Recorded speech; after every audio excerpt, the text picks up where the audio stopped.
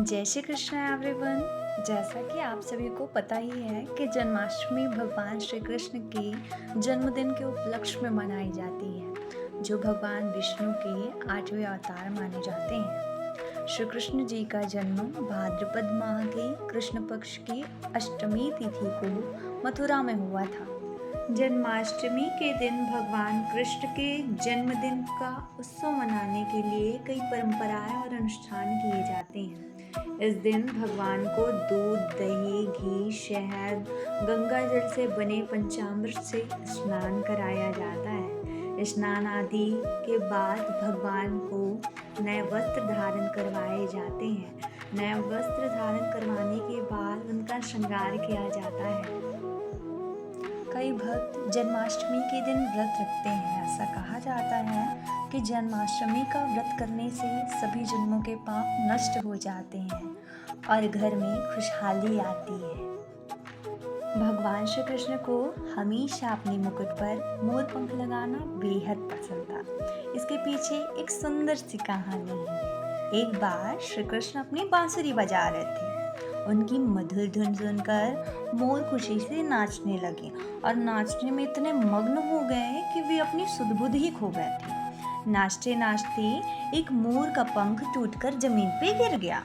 जब मोर ने देखा कि उसका पंख टूटकर गिर गया है तो वह बेहद दुखी हुआ। तब भगवान कृष्ण ने उस मोर की खुशी के लिए उस पंख को उठाया और सम्मान के साथ अपने मुकुट पे लगा लिया। इसलिए मोर पंख को प्यार, सम्मान और सुंदरता का प्रतीक माना जाता है और वह हमेशा भगवान श्री कृष्ण के साथ रहता है। इसके साथ ही छत्तीसगढ़ में जन्माष्टमी के दिन एक विशेष तरह की परंपरा निभाई जाती है। इस दिन पूजा के समय दीवार पर एक विशेष छवि का चित्रण किया जाता है। यह छवि छत्तीसगढ़ के अलग अलग क्षेत्रों में अलग अलग हो सकती है।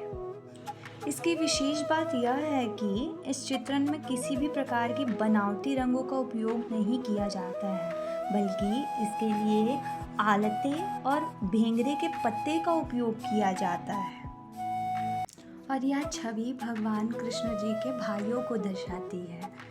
इस चित्र के पहले 6 छवि भगवान कृष्ण के 6 भाई जिन्हें कंस ने मार दिया होता है उन्हें दर्शाते हैं और 7वां बलदाऊ भैया और 8वें होते हैं स्वयं कन्हैया। इस तरह से यह जन्माष्टमी का त्यौहार मनाया जाता है। घर में बने व्यंजन पकवानों के साथ कन्हैया को भोग लगाया जाता है और सभी हंसी खुशी इस त्यौहार को मनाते हैं। कई जगह जन्माष्टमी के दूसरे दिन दही हांडी का कार्यक्रम रखा जाता है। इस दिन बच्चों को भी राधा कृष्ण जी के रूप में भी सजाया जाता है। मंदिरों में कथाएं और उनके बचपन की लीलाएं प्रदर्शित की जाती है। इसी के साथ भगवान श्री कृष्ण कन्हैया हम सब पे अपनी कृपा बनाए रखे। राधे राधे।